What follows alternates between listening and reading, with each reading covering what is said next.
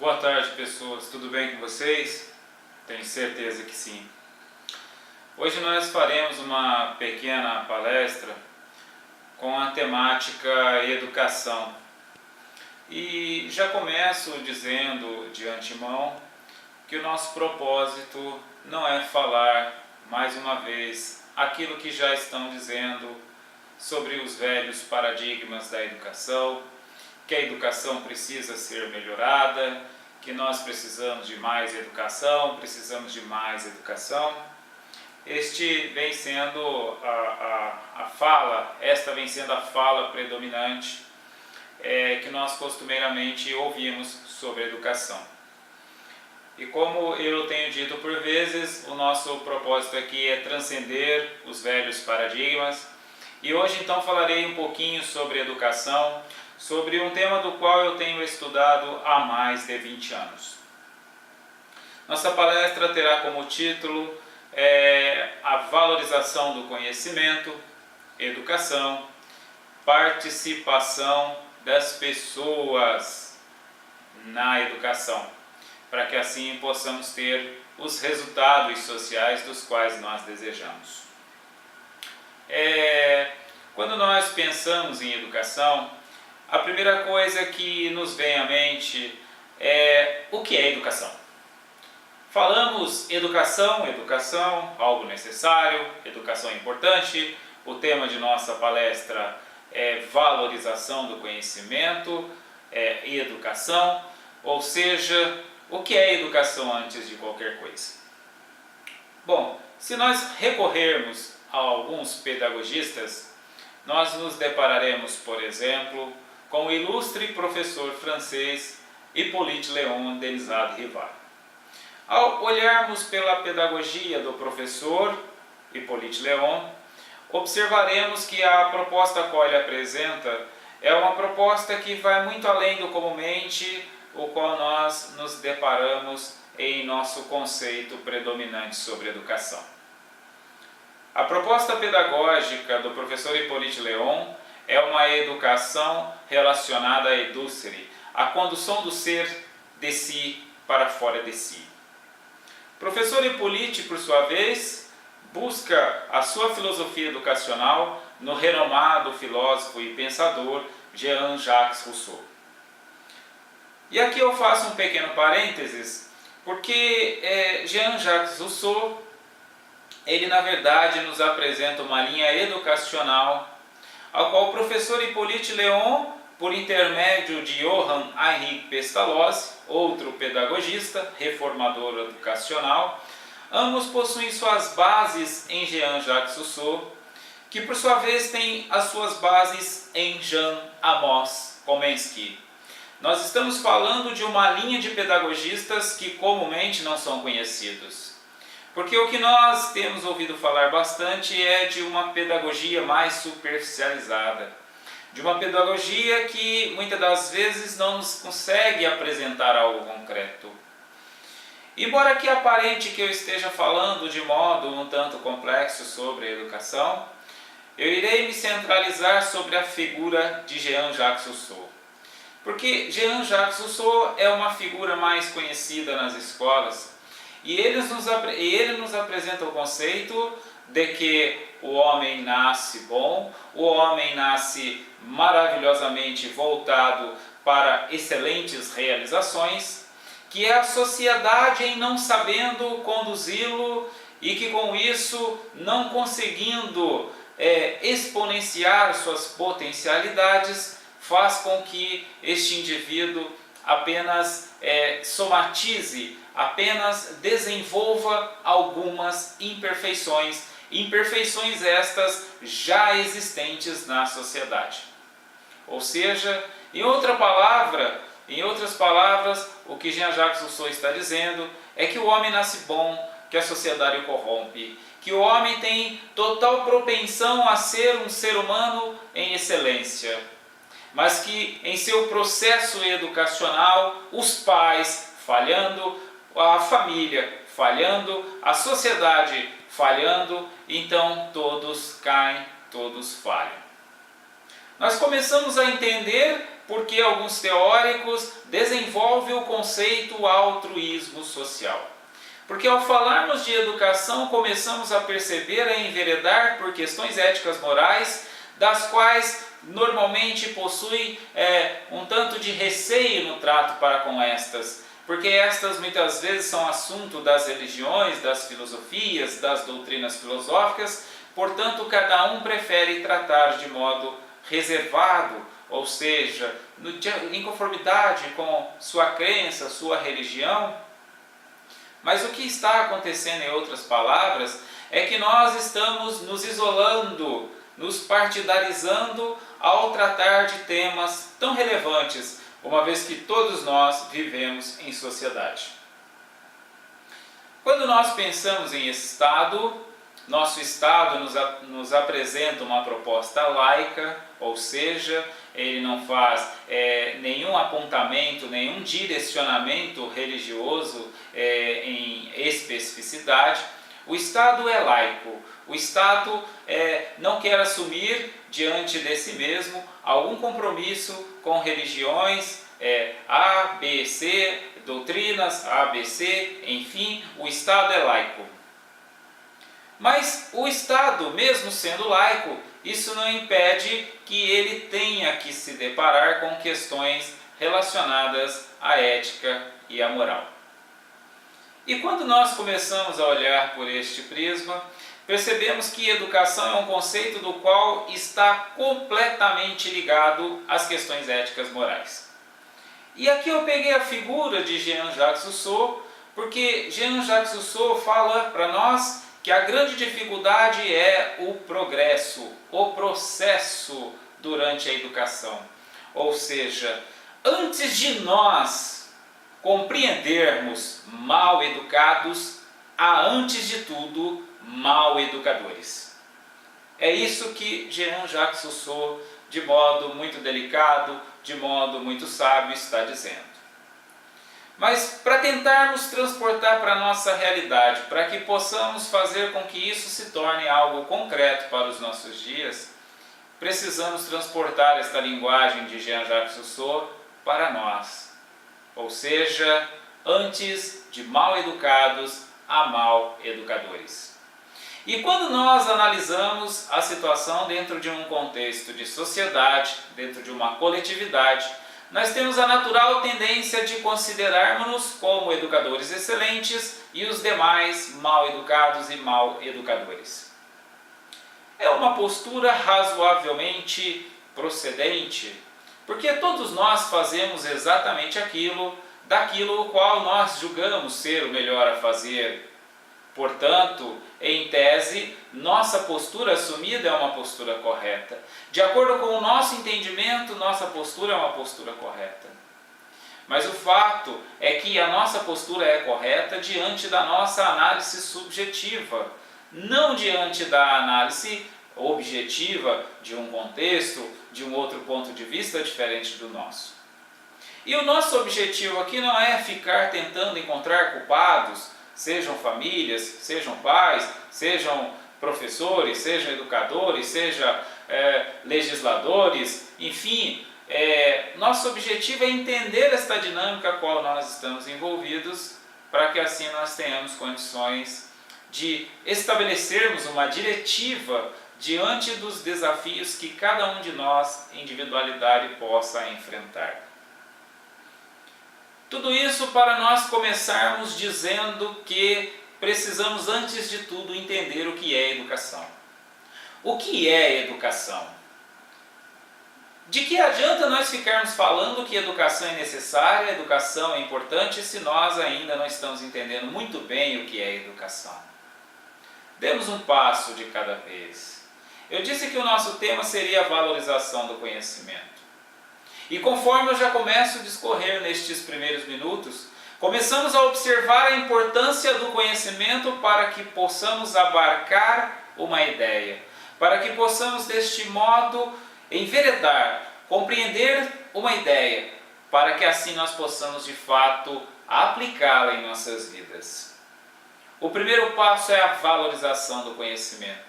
E conhecimento aqui eu começo começo fazendo uma definição de conhecimento, sabedoria, e não de conhecimento, acúmulo de informações. Recentemente me fizeram a seguinte pergunta: por que você não tem visto os jornais, visto notícias, lido manchetes, etc. e tal? Me questionaram sobre eu estar me inteirando, me informando acerca dos acontecimentos. Diante da revolução científica tecnológica na era da informação, esta tem sido a maior dificuldade a qual eu tenho observado. Uma vez que nós temos um bombardeamento de informações, para nós é exigido de nós uma habilidade enorme para discernirmos o que é informação e o que é desinformação. Ou seja, o que de fato nós precisamos saber, o que de fato nós não precisamos saber. Porque diante da quantidade de informações, não há como que saibamos de tudo, não há como que nós nos informemos de tudo. Precisamos entender qual é as informações das quais nós precisamos. Precisamos compreender quais são as informações que nos serão informações importantes, que nos somatizarão, que trarão para nós elementos aplicáveis em nosso dia a dia. Começamos a entender a importância da valorização do conhecimento e sabedoria. Que embora possa aparentar estar eu aqui com uma fala muito complexa, mas na verdade é muito simples. Comecemos a escolher mais com o nosso coração e menos com a nossa emoção superficial. Menos com os elementos superficiais daquilo que nós chamamos de dificuldades sociais. Comecemos a olhar para nós mesmos e a nos perguntarmos qual é a nossa necessidade, o que de fato nós necessitamos, o que de fato nós precisamos aprender. Deste modo, começaremos a aprender as coisas importantes e aprenderemos a valorizar cada uma destas coisas. Ou seja, valorizaremos a qualidade em detrimento da quantidade de informações. Não é importante termos um amontoado de informações. O importante é termos as informações necessárias a nós, as informações importantes a nós. E estas informações nós valorizarmos, nós compreendermos o quanto elas nos são importantes, o quanto elas são aplicáveis em nossas vidas. Uma vez que nós começamos a valorizar este conhecimento, que aqui eu comecei definindo como sabedoria, a hora que nós começarmos a analisar o termo educação, nós já teremos uma condição, uma habilidade, uma desenvoltura para melhor compreender o que é educação. Ou seja, educação, antes de tudo, é a boa formação do ser humano. Observe que eu não disse que educação é técnica, educação é merenda, educação é infraestrutura, educação é gestão pública. Eu não disse nada disso, que a mídia de massa tem nos dito o tempo todo. Eu disse apenas que educação é aquilo que deve ser importante para o desenvolvimento humano. Que educação é a ação de educar o ser humano da forma que faça com que ele torne um ser humano melhor do que aquilo que ele já é. Observe que eu não precisei de nenhuma informação de pedagogistas, nenhuma informação de filósofos, nenhuma informação de manchetes, nenhuma informação de mídias. Enfim, eu defini educação como aquela ação importante para o ser humano que somos. Observe a simplicidade e que, diante da complexidade que nós, de modo artificial, acabamos criando, dificulta com que nós percebamos esta simplicidade da educação, que é a ação de educere, a ação de conduzir o ser humano para fora de si mesmo, que aqui eu resumi chamando, que é a ação de fazer com que o ser humano se desenvolva, que torne um ser humano melhor do que ele já é. Assim começamos a fazer uma definição de educação sem se apoiar em professor Hippolyte Léon, sem se apoiar em Johann Heinrich Pestalozzi, sem se apoiar em Jean-Jacques Rousseau ou em Jean Amos Komensky. Não precisamos dos mais renomados pedagogistas da história para entendermos que o objetivo é o desenvolvimento humano. E se o objetivo é o desenvolvimento humano, nós já somos os sujeitos, nós já somos os elementos os quais nós trabalharemos. Tudo isso para nós começarmos a compreender por que surgem teóricos conceitos como o altruísmo social. E aqui eu começo a chamar de altruísmo social, porque se em algum momento eu falasse sobre amar o próximo, sobre ajudar as pessoas, sobre isso já automaticamente seria, na maioria das vezes, transportado para o campo religioso. E que, por sua vez, seria transportado para um campo segregador, ou seja, cada um tem a sua religião e da qual normalmente eles não gostam, não se sentem à vontade em compartilhar suas experiências ou convicções religiosas, pelo fato destas possuírem, na compreensão deles, algumas, diríamos, diferenças em alguns determinados aspectos. Embora talvez, se olhássemos sob outro prisma, todas elas possuem os mesmos objetivos, que é a elevação do ser humano. Mas que por muitas vezes nós não conseguirmos compreender deste modo, ou o meio do qual nós vivemos acaba por não conseguir compreender deste modo, nós não conseguimos. Nem sempre é uma decisão nossa deliberada, nem sempre é algo que eu não gostaria de fazer, é algo muitas vezes que eu não consigo fazer, que eu não consigo compartilhar, que nem todos estariam preparados para compartilhar comigo de minhas convicções, de minhas boas experiências dentro da minha religião, da minha filosofia, da minha doutrina, do meu ateísmo, tanto faz. Então nós acabamos não tratando muito deste aspecto. Então eu vou chamar de altruísmo social, que é um conceito já bem definido por muitos teóricos e cientistas da atualidade, para que deste modo possam criar um conceito que não esteja encharcado de elementos culturais. Porque quando nós falamos na educação, perceberemos em renomados professores e educadores como Reinaldo Elisei, falando que precede a da educação a questão cultural. Ou seja, a religiosidade está predominantemente enraizada na cultura, de modo que qualquer coisa que vá atinar para este aspecto já iria mexer com as bases mais estabelecidas de nossa sociedade. Então, altruísmo social fica um conceito mais fácil para trabalharmos.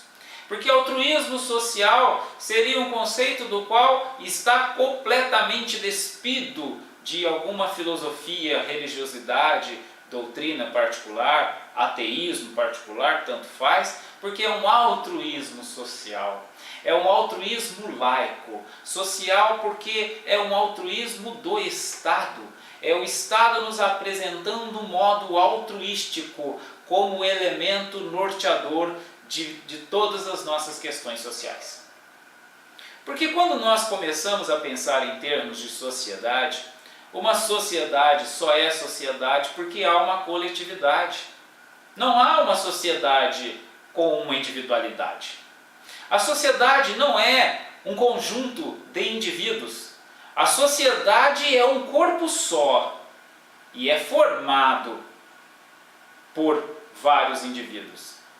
Mas que eles não percebem por si só como individualidades. Como disse o renomado PhD Pedrinho Guareschi, aquele que percebe como um elemento ancoradouro da sociedade, aquele que percebe o outro como algo que só existe porque ele existe. Ele existe porque o outro existe. O outro é alguém em relação a ele mesmo. Ou seja, não há indivíduos dentro de uma sociedade. há dentro de uma sociedade, um conjunto de pessoas. Portanto, só é possível tratarmos das questões de sociedade se compreendermos a sociedade como um conjunto. Em outras palavras, toda tentativa de intervir em questões da sociedade, analisando de modo subjetivo, nós não teremos êxito. Por isso precisamos olhar para a sociedade de modo altruístico, perceber como elemento parte, percebendo-nos como a própria sociedade. Este seria o resumo do conceito altruísmo social. Então, ao compreendermos o altruísmo social, não mais com o fato de eu gostar de ser bonzinho, de eu gostar de ser agradável, mas como o fato de ser a única forma de lidarmos com as problemáticas sociais, compreendermos-nos como sociedade e não apenas como indivíduos. O que o excelentíssimo professor Reinaldo Elisei vem falar em uma de suas palestras na Universidade Paulista, renomado professor da USP, ele vem nos dizer que uma das dificuldades que ele observa é que todas as vezes que tentamos resolver algo relacionado à sociedade, é um problema particular nosso. Nós nunca buscamos resolver um problema da sociedade que antes não é um problema nosso. E isso, em termos de sociedade, nós nunca iremos conseguir resolver. Porque em sua individualidade, cada um possui uma problemática específica a si. E se cada um tentar resolver seu problema por si mesmo, nós poderíamos chamar isso de egoísmo social. Ou seja, ele não terá força, porque estará só, agindo egoisticamente, e aqui eu chamo de egoísmo social, como um elemento opositor ao altruísmo social. Não é que nós estamos aqui, eventualmente, fazendo qualquer tipo de análise individual, mas no sentido que o agente, aquele que age, aquele indivíduo que tenta agir de modo só, ele nunca possui força. Porque é ele enfrentando uma situação isolada, é ele enfrentando um problema do qual ninguém mais na sociedade está enfrentando. Então ele só tenta resolver o problema dele. E diante deste problema ele se sente impotente. E de fato ele está impotente, porque ele está pensando somente sozinho. Ele está agindo socialmente de modo egoísta. E nós começaremos a compreender então a importância do agir altruístico social. Ou seja, nós nunca resolveremos de fato as situações sociais se não olharmos para a sociedade como uma sociedade, se não compreendermos-nos como a sociedade. E aí, tentando transportar para um modo prático, para as nossas vidas, o primeiro passo que nós precisaríamos dar é entender a importância do foco, de focarmos. De não ficarmos presos às questões da macroeconomia, às questões da nossa política federativa, por questões de nossa federalidade, por questões ligadas, enfim, vamos focar na nossa família, vamos focar no nosso bairro, vamos focar no nosso município. Sigamos primeiro esta ordem, e não a inversa, ao olharmos para o Congresso, ao olharmos para o Estado Federativo, ao olharmos para o governo do Estado. Enfim, invertamos o nosso foco, a nossa forma de observarmos. E comecemos a olhar pela família. Observe que quando falamos de família, começamos a ter uma conotação de algo muito particular. Mas nós esquecemos que a família é a célula máter da sociedade. A família é a sociedade em sua escala menor. Ou seja, a primeira sociedade que nós nos deparemos é com a nossa família. Mas a nossa família se depara com a primeira sociedade, que é o nosso bairro. E o nosso bairro se depara com a sua primeira sociedade, que é o município. E na era da informação, por conta da revolução científica tecnológica, nós nos distraímos muito com estes fatos e perdemos um tanto de nosso protagonismo. Perdemos um tanto de nossa capacidade de agir diante de nós mesmos para o nosso próprio bem. Observe que, como eu sempre digo, nosso objetivo não é falarmos dos velhos paradigmas. Porque os velhos paradigmas, ao serem analisados, nós seremos confrontados com o fato de que nós nos sentiremos perdidos. E de fato estaremos. Porque estamos exatamente onde nós não estamos. Estamos olhando exatamente para onde nós não temos condições de protagonizarmos. Estamos olhando exatamente para onde nós não temos o menor poder de realização. Como diz o eminente pensador Michel Foucault, quando nós começamos a compreender que a relação de poder começa a partir de duas pessoas, ou seja, no clã familiar, o elemento principal de interatividade e poder que eu possuo são aqueles que literalmente estão próximos de mim, a família. E que por sua vez, na sequência, o meu maior potencial de atuação é o meu bairro. E aqui nós dissemos que nós falaríamos de educação.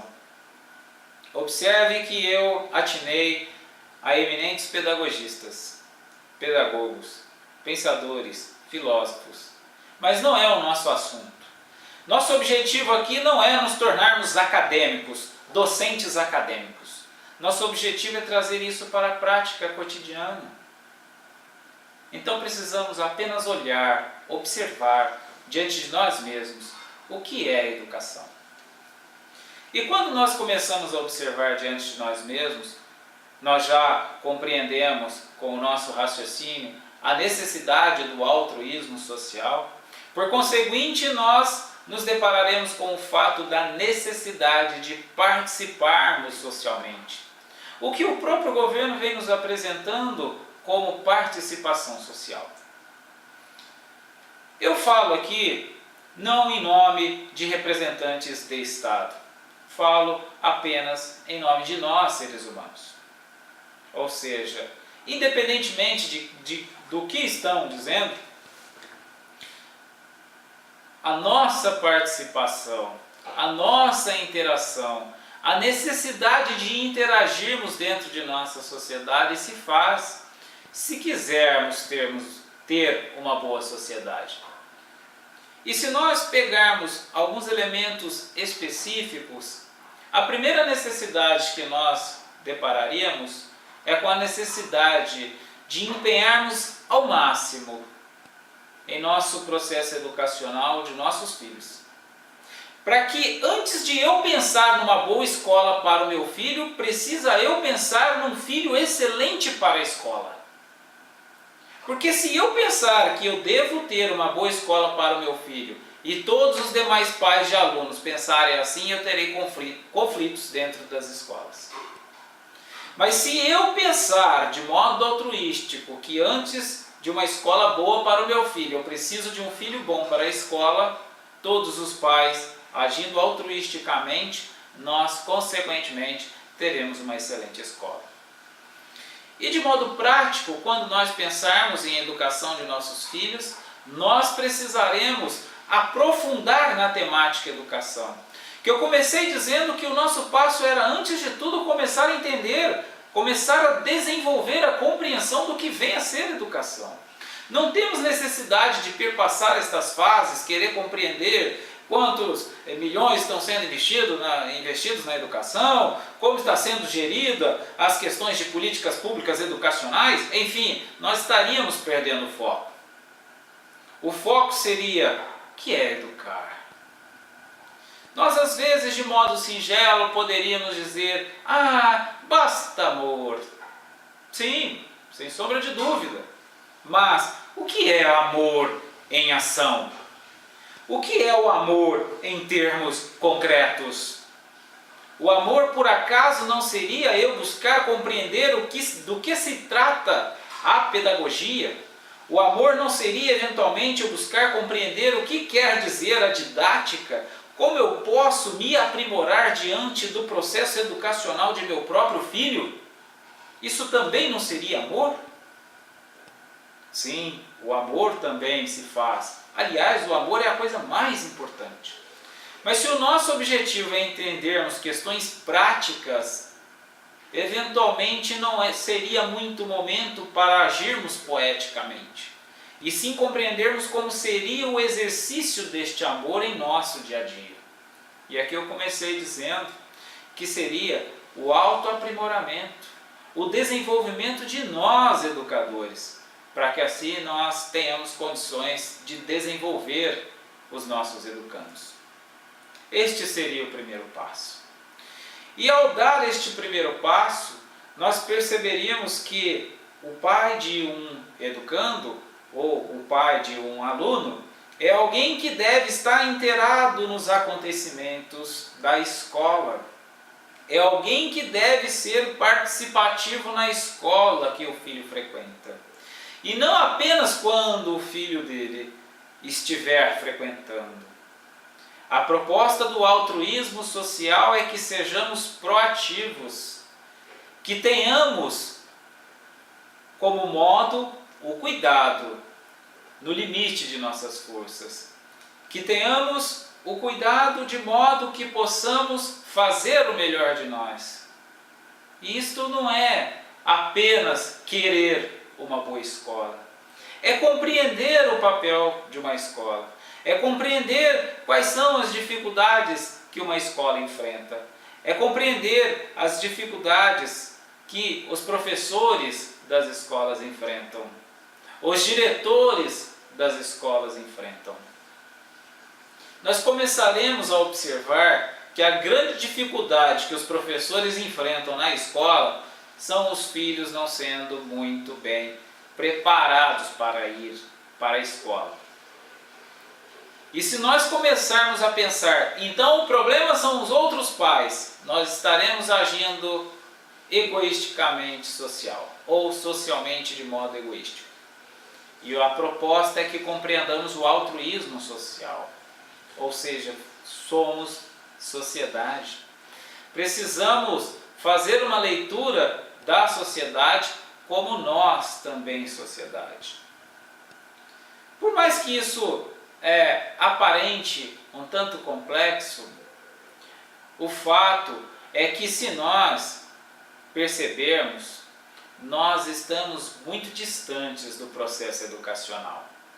Porque antes de nós tentarmos educar os pais de outros filhos, se nós empenharmos na educação de nossos filhos, os nossos filhos já serão educadores de seus professores.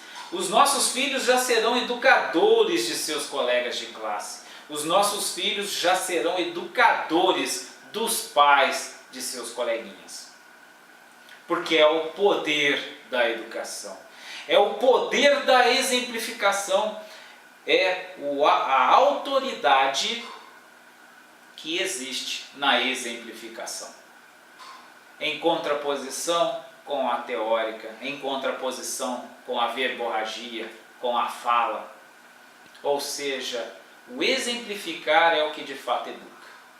E quando nós começamos a perceber o exemplificar como a única forma de educar, como disse outro dia meu amigo psicólogo Rossandro Klinger, educar não tem como uma das formas o exemplo. O exemplo é a única forma de educarmos. Ou seja, não dá para dizermos nada para os nossos educandos se antes nós já não vivenciamos. Como eu posso querer educar alguém se eu próprio não me convenci da importância daquela coisa? Como eu posso dizer para o meu educando que ele deve fazer algo que eu mesmo não faça? Eu posso, de modo constrangedor, forçar com que ele faça. mas ele não assimilará isso como um dever. Eu preciso, antes de tudo, exemplificar. E a exemplificação tão poderosa que quando eu vivo, eu nem preciso dizer. Porque as atitudes sempre dirão mais do que palavras. Então, educar, nós já estamos começando a compreender a educação como uma ação. Nós já estamos compreendendo a educação como uma exemplificação. Nós já estamos compreendendo a educação como algo que sequer precisa ser verbalizado. Sequer precisamos conhecer conceitos, teorias, filosofias de pedagogistas, pensadores, filósofos, sociólogos. Nós precisamos simplesmente exemplificar. Nós precisamos simplesmente concretizar aquilo que nós já estamos compreendendo como educação. E quando isso nós começarmos a fazer, aí começaremos a estar valorizando o conhecimento. Aí começaremos a estar dando algum sentido menos superficial para o termo educação. Senão nós ficaremos dizendo que é merenda, que é verba, que é política, que é gestão, que é legislação, que é responsabilidade do outro, que é do professor, do diretor, do prefeito, do governador, do presidente da ONU. Isso é desfocar. Isso é perder. Eu não estou dizendo aqui que outras pessoas não possuem responsabilidades. Eu estou dizendo que a mim tenho poder diante de minhas próprias responsabilidades. Eu não tenho poder sobre o outro. E qualquer tentativa de poder sobre o outro seria um autoritarismo, seria uma tentativa de subjugação. Quiçá seja essa uma das razões das guerras. Tentativas de subjugação em defesa do próprio ponto de vista. Então aqui nós estamos falando de um altruísmo social. Nós estamos falando de uma proposta que quando nós começamos a fazer uma leitura de altruísmo social, começamos a entender que altruísmo social não é querer agradar os outros, não é querer ser bonzinho. Altruísmo social é uma postura ética, uma postura inteligente da individualidade. O altruísmo é uma postura inteligente do indivíduo membro da sociedade. Como disse outro dia meu amigo Geraldo Rufino, se eu não conseguir fazer o bem porque eu gosto, porque eu acho que vai ser importante, que eu faça pelo menos por inteligência. Que eu faça pelo menos compreendendo a lógica de que fazer o melhor de nós é o melhor para nós. Bom, esta é nossa pequena palestra sobre educação. Quem tiver alguma dúvida, alguma pergunta ou algum acréscimo, nos encontramos em completa disposição. Muito obrigado pela presença de todos e até mais.